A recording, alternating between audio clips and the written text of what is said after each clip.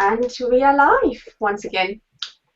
Good evening, or afternoon, or morning, wherever in the world you may be watching Savor the Flavor with moi. Welcome to our show, to our very special show as we make a trip to Belgium to join June Daville in the kitchen. But before we get to June, let me just say a couple of things. We've had a few issues with some of the people who are supposed to be joining us, so we're very cozy, a cozy 3 tonight, tonight my time anyway. And our producer's also having a few issues, so no iCast tonight, and we're doing it the good old-fashioned way. So let me just hand the screen over to Michel Reibel so he can say hello. Over to you, Michel. Michel, are you muted? Because we can't hear you. Hello, everybody. It's me and Michel from Strasbourg, northeast of France. Remember, Lynn, you're beautiful tonight. And you, June, you look so professional. Great. So, as you know, I am a food blogger. I have a blog very known, very popular, called Cuisine et Cigare. .com, and also I am the CEO of WebKiss, a company which provides revolutionary methods and web for entrepreneurs. Oh, that was short and sweet. See, I want to tell you something. Why Michel was muted? He's got a Yeti, a brand new Yeti Blue, so he's still playing with it. So he muted himself. Anyway, let's go on. Pardon me. Let's go on over to Belgium, to June Daville. June, would you like to say hello? Of course. Well, welcome everybody to my kitchen. I'm doing this from my Belgian kitchen, of course. I'm very happy to be the chef on this hangout. It's my second hangout, and I'm already in the spotlight, so I'm very, very happy. Thanks, Lynn, for giving me the opportunity, and I hope I will show you guys something new today, and I hope you learn from it. Excellent. We're looking forward to it. So you are cooking chicken vol au vent, yeah? Excellent. And is it something you've been cooking for a long time? Pretty much, yes. Yes. It's, okay. I do pretty regularly. I love it. It's just it's very basic, but it's very yummy, and it takes some time to prepare. But if you know how to do it, it's lovely. Because it's a great party food, isn't it? But yeah, little puff pastries, yes. Yeah. All right. I'll tell you what. Let's not wait. Let's get straight into it. Let's get cooking. Okay. So tonight for me, I'm going to show you my version of chicken vol au vent. Maybe you have already tasted it before. Maybe you have your own version to prepare it. I'm going to show you mine today. Might be a little different from what you know, but anyway, we are going to start making our chicken stock. That's what we're going to do first. So I have already prepared it yesterday. That's how we start. Now, to make a chicken stock, what we need is one whole chicken. That's about 3 pounds of chicken. What it will give the whole chicken is the bones and the fat and everything will give a very nice flavor to the chicken stock. So I wouldn't add any chicken breast only, because you really need that very rich flavor. So you have your whole chicken, you cut it up, 2 wings, 2 legs, you know how to do that. You add it to a pan, a very high and large pan, and we are going to add other ingredients. And as you can see here, I've already sorted them for you. We got carrot, 1 carrot, celery, about 8 to 10 cloves of garlic, yellow onion, spritz of fresh thyme or rosemary or whatever you want to use. I've got some bay leaves as well. Pepper and salt, of course, not too much, because you can always adjust the taste right in the end. If you exaggerate, it's not going to be edible. So one last ingredient I like to add, and that's only my version, I guess, that's cloves. a bit tiny to show. I like to add it. It's just a little extra richness to it. It's not too cinnamony, but it just gives it just a touch I really like. We're going to add the whole lot to the chicken in the pan, and we're going to add about 6 to 7 cups of water to it until the chicken is submerged. And then we're going to put a lid on the pan. We're going to bring it to a rolling boil and leave it there for about 10 minutes. After that, we're going to turn the heat low and leave the chicken to simmer in the chicken stock for about 30 minutes. And after that, we're going to turn the heat off. It's just simple as that. And what is it going to do? The chicken will poach and simmer on in the chicken stock without it being on the heat. And at the same time, it is going to cool down, which it has to cool down because we are going to remove the chicken afterwards and shred it up into pieces. If it's too hot, you're going to burn your fingers, and that's really not nice. So I prepared this chicken stock yesterday, and what I've got here, maybe you guys can see it,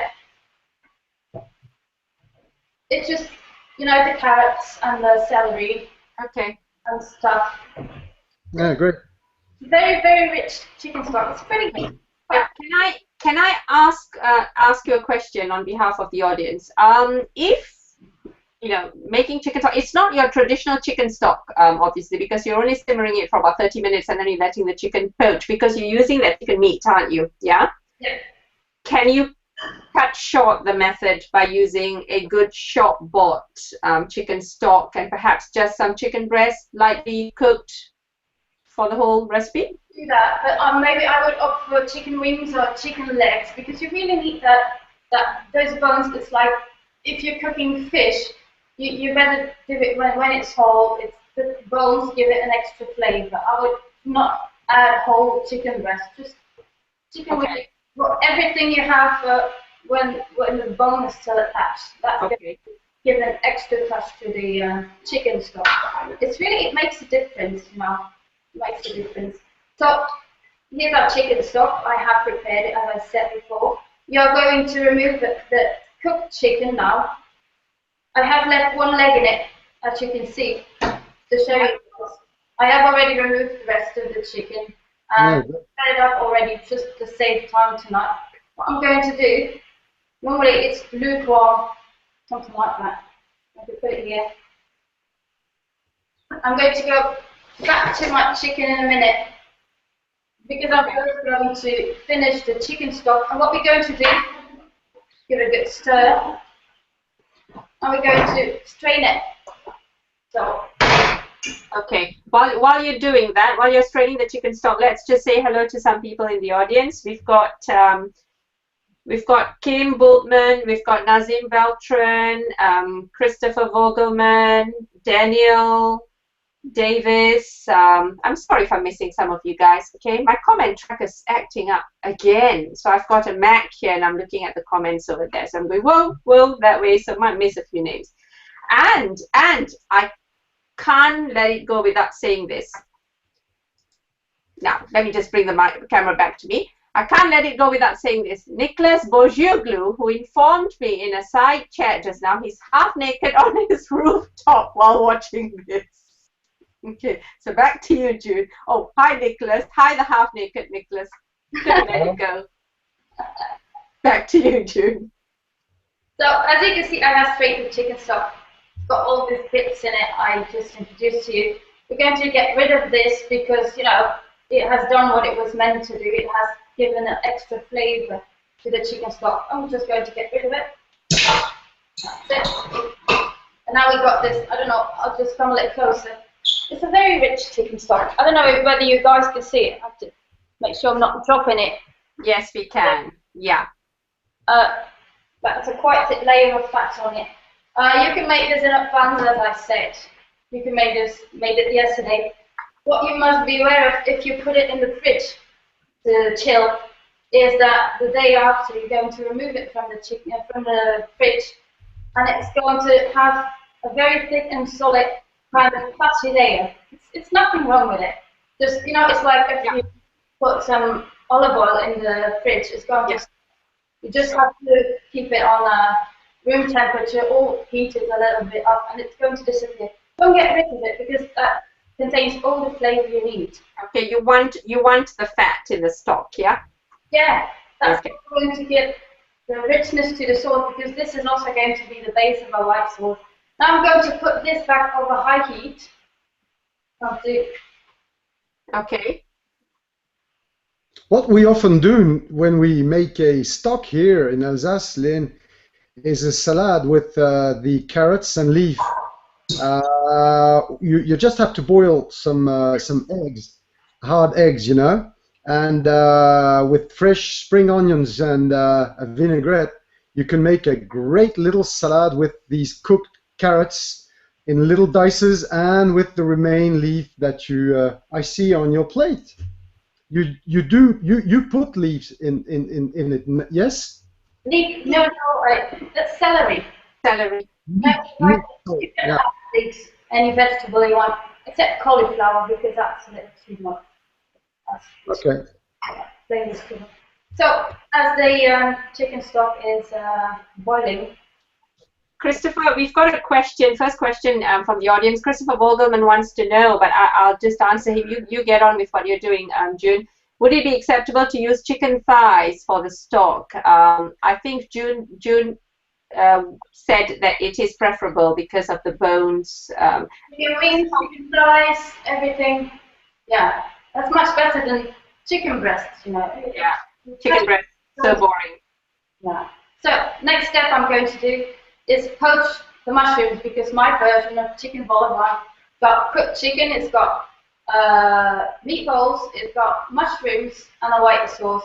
Now in Belgium you will mostly get chicken stock, chicken vol au vent with only meatballs or only mushrooms. I just want both of them, so I'm going to add them. There's nothing really lot to say about the white mushrooms, you know, just clean them up and slice them up. I'm going to talk about the veal meatballs here. I'm using a mixture of veal mince and pork mince. Okay. A little bit of pepper and salt in it. To it, that really is enough. Don't add any breadcrumbs or egg yolk or garlic or whatever.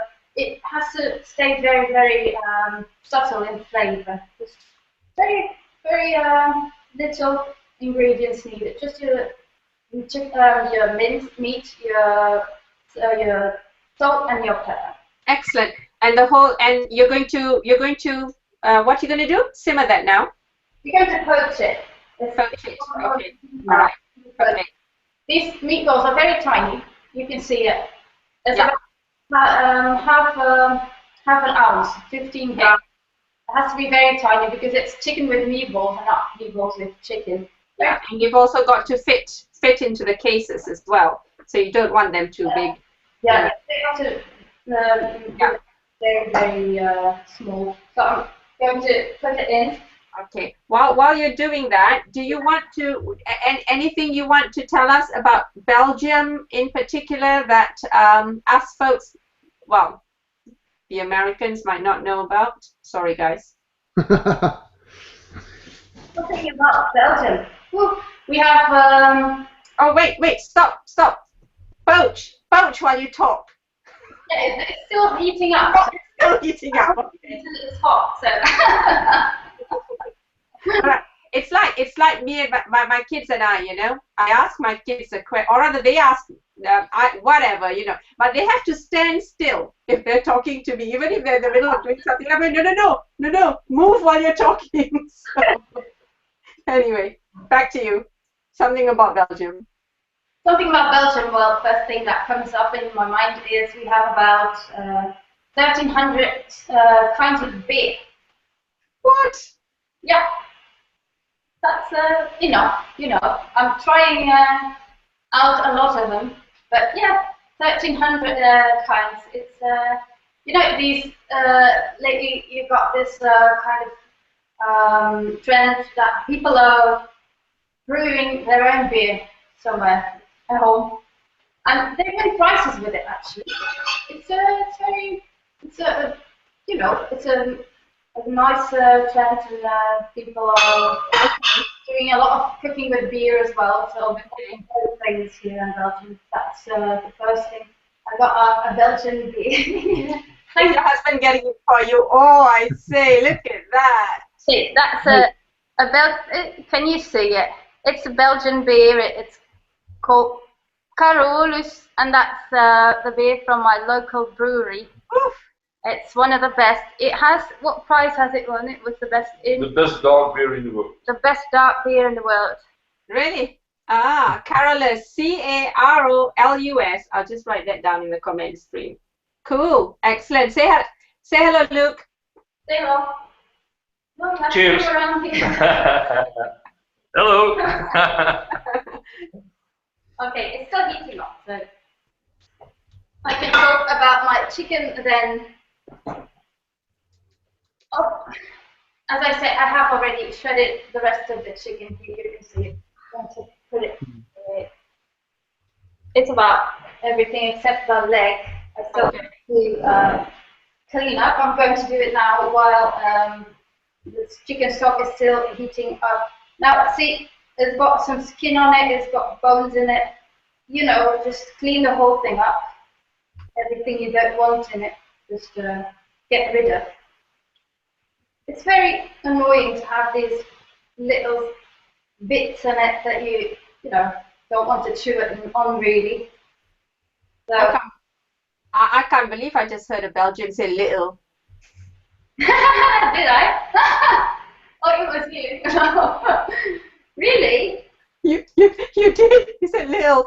To my English teacher, yes, that's poo. What was a little? I have a question for you, ladies. Do you know why we call also these bouchées à la reine? À la reine, no? No, Because Louis XV, our king, his wife called Marie, she loved this dish. So, since we call it also bouchée à la reine, so the vol au vent. Yeah, because bouchées are tiny vol au vent, aren't they? Yeah, yeah, Bouchées. because that's right. It's a mouth, something that it's just enough for your mouth, and they are the tiny. Vol au vents are bigger, and bouchées are tinier. Yes, but bouchée à la reine means bouchée from the queen. That means it's not the size, it's for her mouth. Because the taste it was so good. You know, she loved it. That we called it bouchée à la reine. For the queen, bouchée for the queen, okay? Okay, cool. it's funny you should say that because in Flanders, where I was born, and in Holland, you can also find vol au vent, and then there they call it koninginnenhapje, and it also means a little bite for the queen. Koningin means queen, and hapje means bite. So that's where it comes from then. Ah, that's interesting. Right, where are we in the recipe? So we've made the stock. We've made the stock. We've taken the chicken meat pieces apart. Now you are going to poach the meatballs and the mushrooms. They are poaching right now. I removed the meat from that chicken leg. I'm going to chop it up in biggest bits, you know. Don't make them too tiny, you know. You still want to see some chicken pieces. Doesn't have to be chopped up chicken. I'm going to add it all in here. Well, I said you can use the chicken, or at least I used the chicken that was about 3 pounds in weight. That makes about 1 kilo, 350 grams, I guess. And in the end, if you have removed everything, the bones, the skin and stuff, I have left about half of it. 450 pounds, 1 kilo. Sorry, just Yeah, and I have about 750 grams of chicken meat still left after I have discarded the rest. And that should be enough for 4 people, actually, because we are also going to add the mushrooms and the meatballs. If you are very hungry, you can give it to 4 people. Otherwise, you know, it's just a large portion actually. I used to freeze it all the time because you know we're only two. Okay, because you've got loads left. Yeah.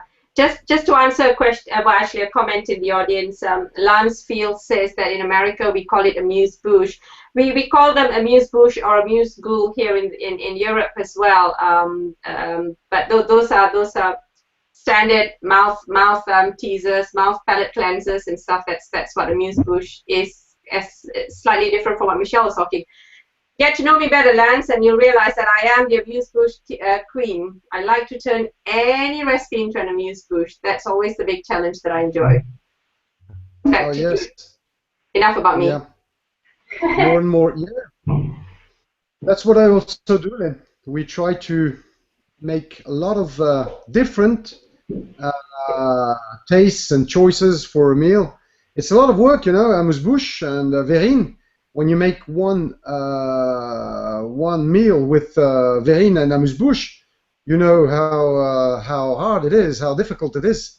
A lot of preparation, a lot of work too. Absolutely, absolutely. Yeah, I think that's what to me that's what differentiates amuse-bouche from canapes.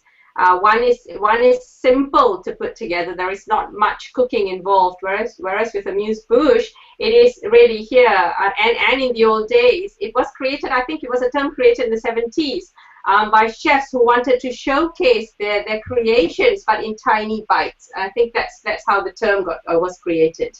And so to me that's what differentiates it. That you actually have to go to some preparation to get to it, the final result. Anyway, back to June. Yeah. Poaching away. Yeah, I'm poaching my meatballs now, so I'm going to leave them in for another 2 minutes. One thing I wanted to say is I received a message from somebody asking me why chicken vol au vent was Belgian and not French, because I said it's Belgian chicken vol au vent, but it's actually French, you know.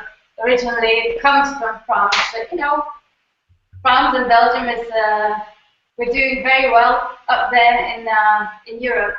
So, not surprisingly, we have a lot of influences. I must say that Belgian cuisine, Belgian food, has been inspired quite a lot by French cuisine. That's why. And you know, I did some research about chicken vol au vent, and it goes way back. More than 200 years. That was the first time it was described actually. It used to be pretty large. The buff pastry was not that tiny one. It goes back 200 years.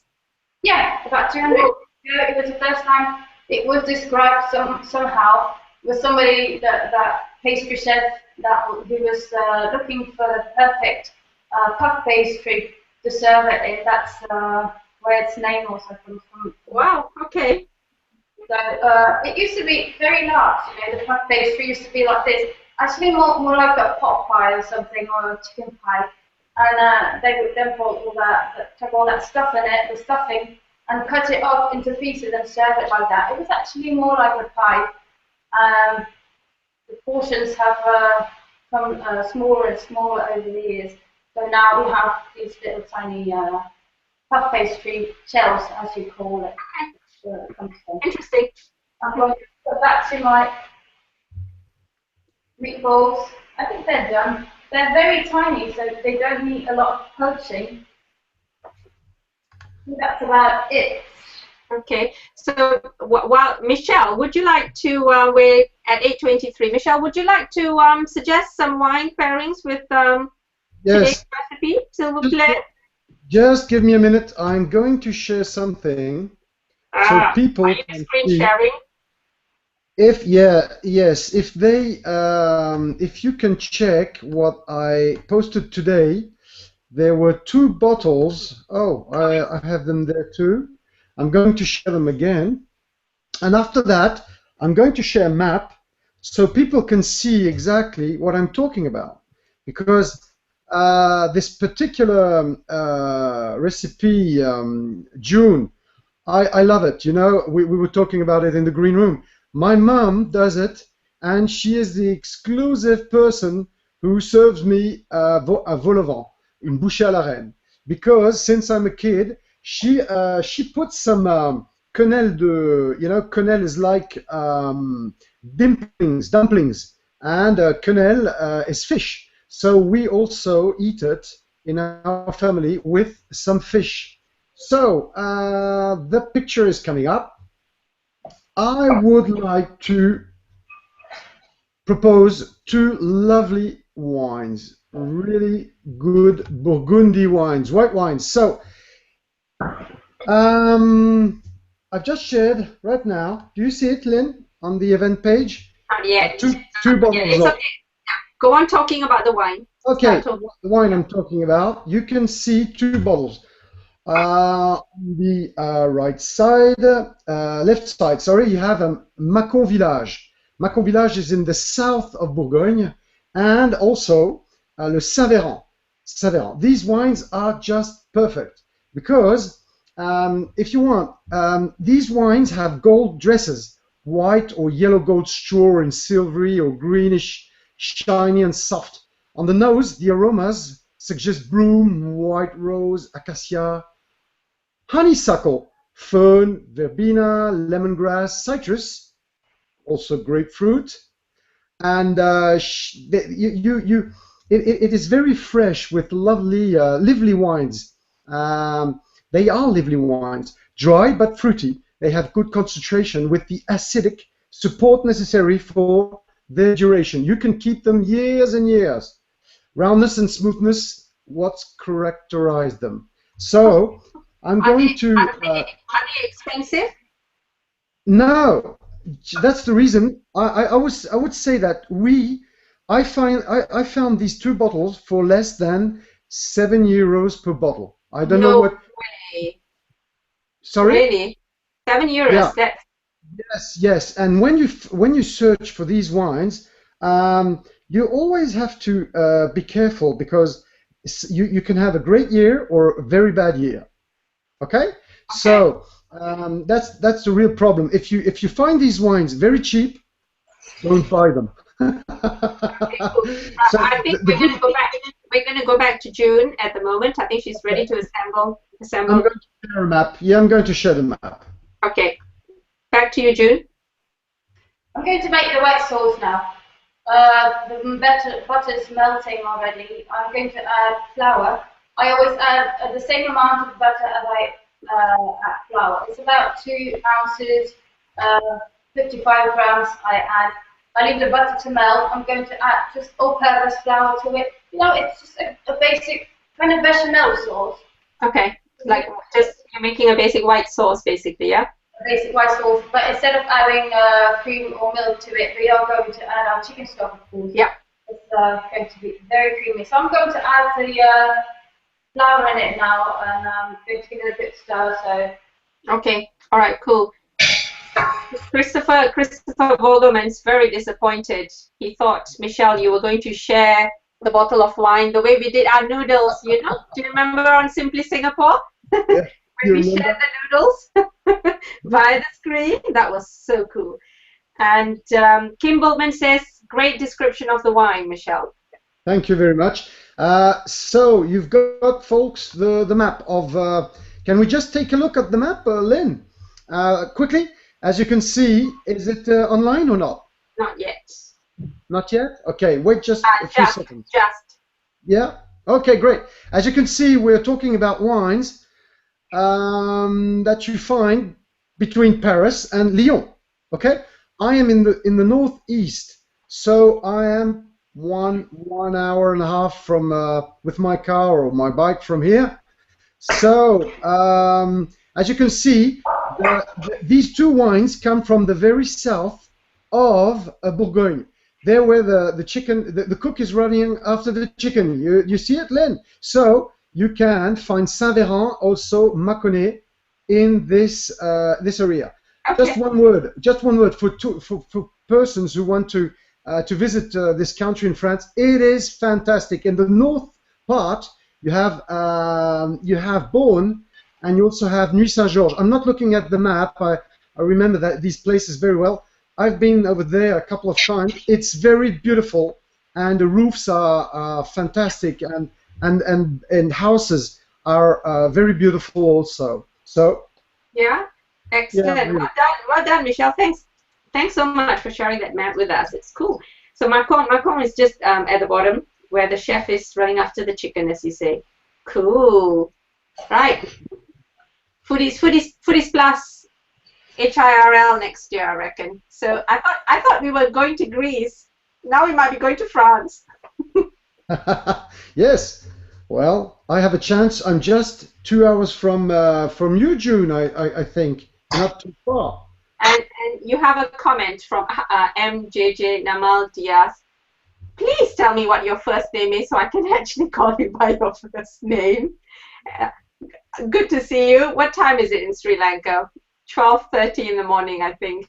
Anyway, he says, nicely explained, Michelle. Thank you, NGG Namal. Ça, c'est gentil, ça. Yeah, great. And thanks to Kim also and Christopher. We'll see with Google. I'll call them tomorrow. Right, back to the kitchen. Let's see what June is doing. She's making a sauce with the stock. So she's you've used some butter, some flour. Some butter, some flour. Leave it to bake, 2 minutes, and then you're going to add tiny bits of the chicken stock. It's perfect because the chicken stock is warm, and that's the perfect way to make this sauce. Otherwise, if you add cold stuff like milk or cream or something, you're going to slow down the sauce, and it's going to take much longer to prepare. So I'm adding little drops of the hot chicken stock I'm making.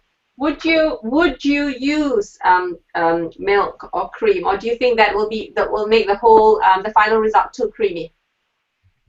You don't necessarily have to add it because the chicken stock is very fatty and greasy on itself. You really don't need it. If you have tasted it before, you really don't have to add it. It's yeah. Chicken stock you made. It's way enough for what you need. Okay. That's good. And how long are you at the stove for? About 5 minutes, making the 5 minutes, yes. I'm not going to add all the chicken stock because after making my chicken stock, as I said, I added about 7 cups of water. In the end, after the chicken stock is ready, I have about 6 cups left. You only need 3 to 4 cups of the chicken stock to make the sauce, depending on how much sauce you like. So it just don't have to add a whole lot, or it's going to be too runny. I'm going to add about half of it. It's going to be way enough. I have already added my chicken and my meatballs and my mushrooms to the chicken. Maybe you can see it. That's beautiful. I wouldn't mind having it just like that. I haven't had dinner. You can also do that. 8:30 and I haven't had dinner. By the way, while we're waiting for June at the stove, I'd like to tell you all about a new series that I've got going, fortnightly series, starting this Wednesday, I believe 8:30 GMT, so that's 3:30 EST. And it's going to be all about beauty, style, fashion, and whatever goes around it. And it's called What's Your Style? So watch this space. The event should be created tomorrow, and you all will hear all about it. Back to June in the kitchen. I think I'm more or less ready with the sauce now. I'm going to take it off the heat. Keep it here. What I'm going to add right in the end is an egg yolk, and that's a way to thicken the sauce a little more. It's called in French, I guess, a liaison. It's just a way to make it a little creamier. Gives a colour to the sauce as well. It has to be fairly runny, your sauce. So you keep stirring it. So we've got Kimballman in the audience says, recipe printed off, check. Puff pastry added to grocery list, check. Sorry, I'm so hungry. Wine shopping to do. So I'm going to add the egg yolk here. You have to do it quickly. Normally, you just take a little bit of water. You beat it. Dilute it. Add it back to your pan. I've done this a couple of times before, so I'm going to just add it and stir it, give it a good stir so it doesn't scramble. That should do. Just leave it a little bit to thicken. Smells good. there any chance that that yolk is going to get scrambled as you're adding it? That's why I say you have to stir it very well. Very quickly as you're adding it. Okay. And leave it in for about 2 minutes and then start stirring it. It's gone by now, you know. Okay, cool. Because there's only a small amount of yolk, isn't there, going in? So. One egg yolk. One egg yolk you need, and that's it. You also have to adjust the taste now. Add extra taste it. Add extra pepper and salt to it. I haven't done that when my chicken stock was ready, so I don't have to add anything anymore. Check seasoning. Okay. I'm going to add my sauce to the rest of the ingredients. It's pretty runny, you know. It's not a. Okay, so you add the sauce to the meat as opposed to. Yeah. Okay. Just the chicken meatballs and the mushrooms. Ah, la, la. That's great. Now look. Yeah. It's not. It's not a I smell it. I smell it here. Yeah. That should be it. If you haven't used all the sauce, you know.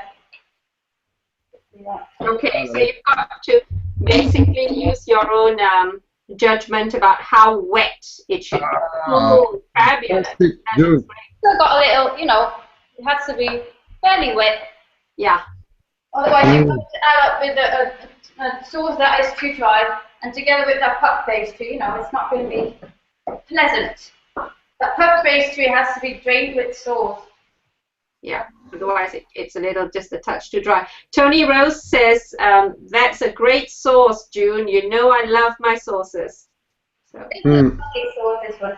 And it has, except for the butter, it has no extra, as I said, no cream, no milk, nothing else, except just a lovely chicken fat or grease, or how you call it.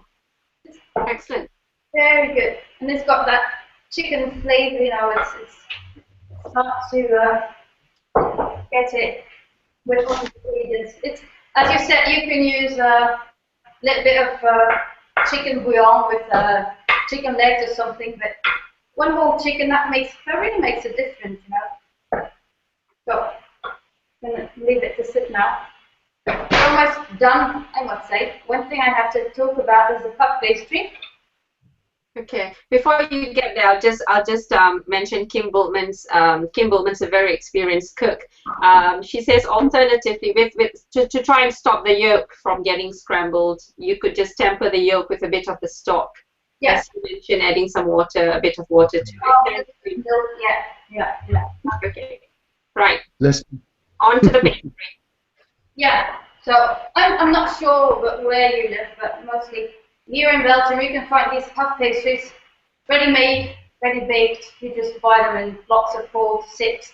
Depending on the instructions you can find on the package, you have to pop them into the oven or add a little egg yolk to them and just bake them for a couple of minutes. I make these myself.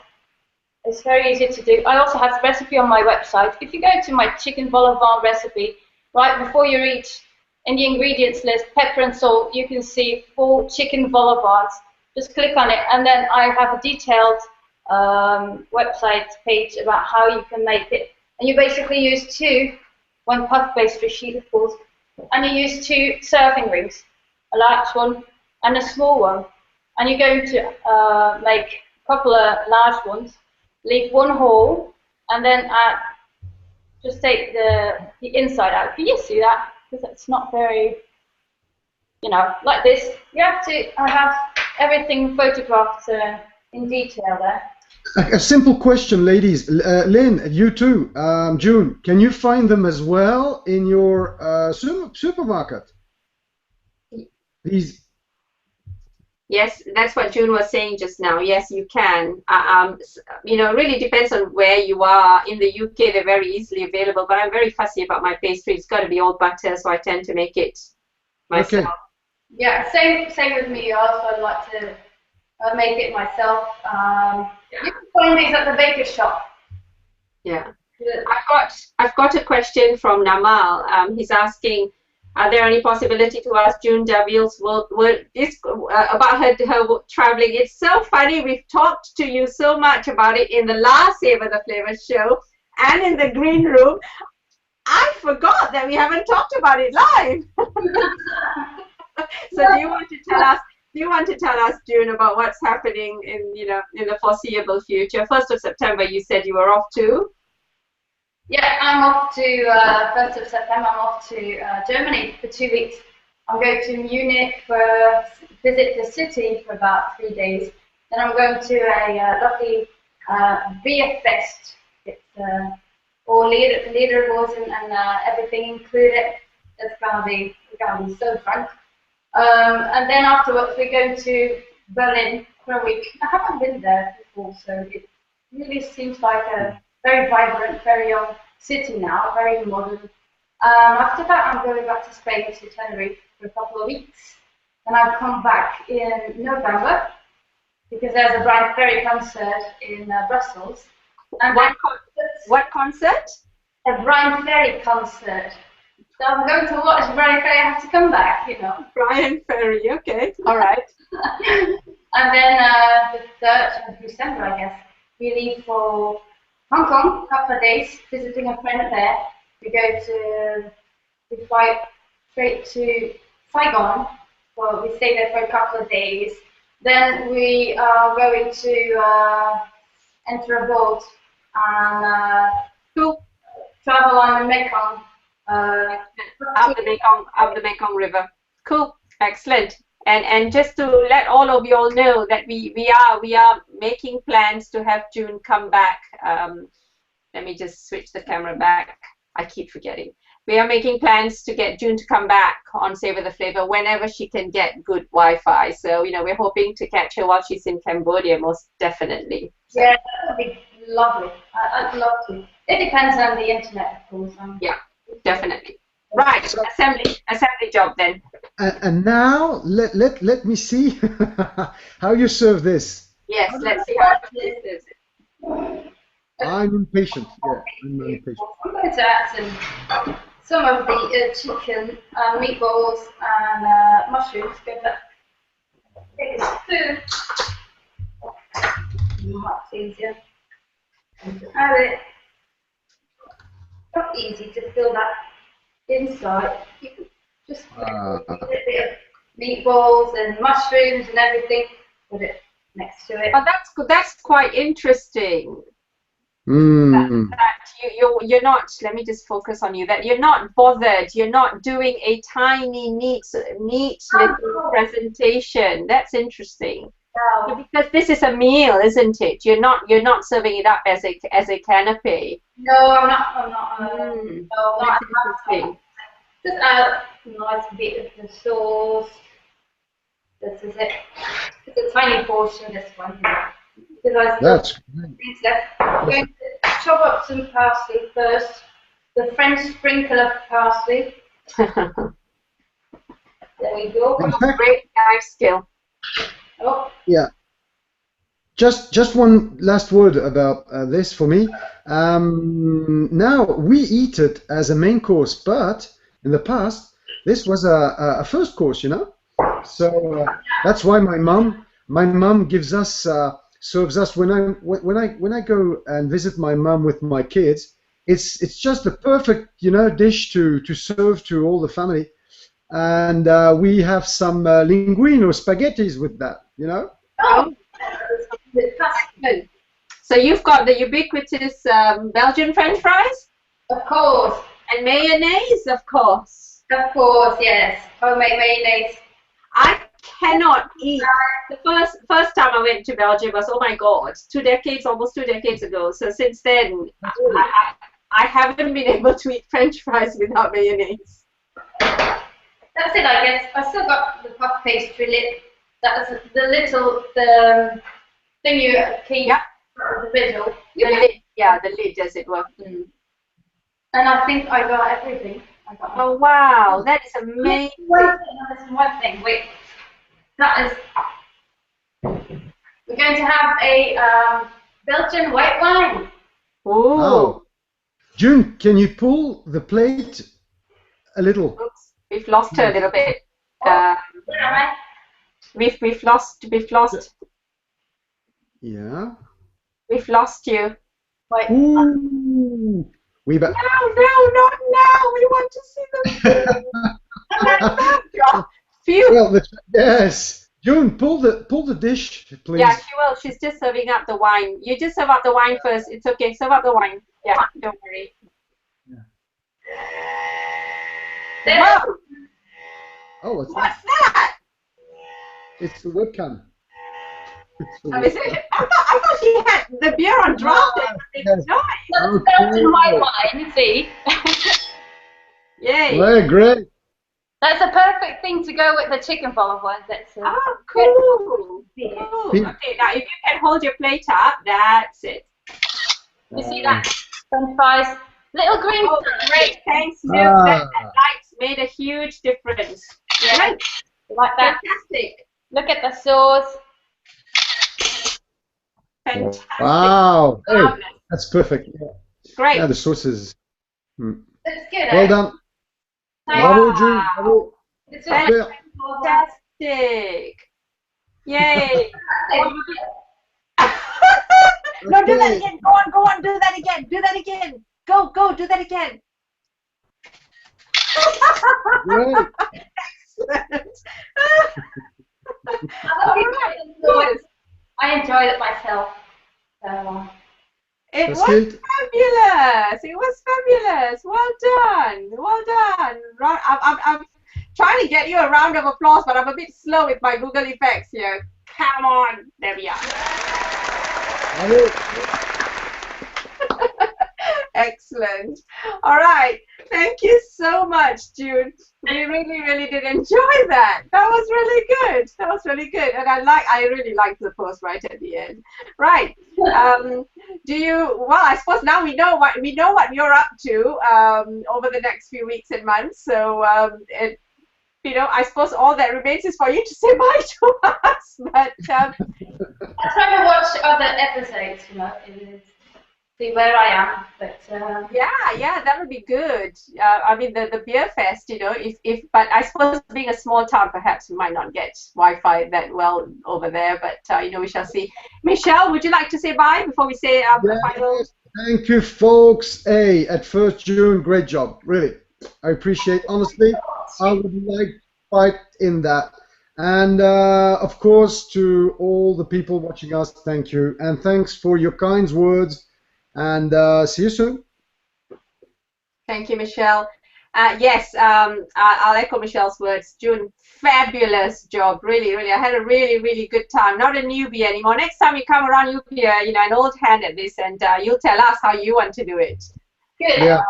Yeah. So, and to everybody watching us and all your beautiful, wonderful comments, thank you so much for watching. Savor the flavor. We'll be back soon.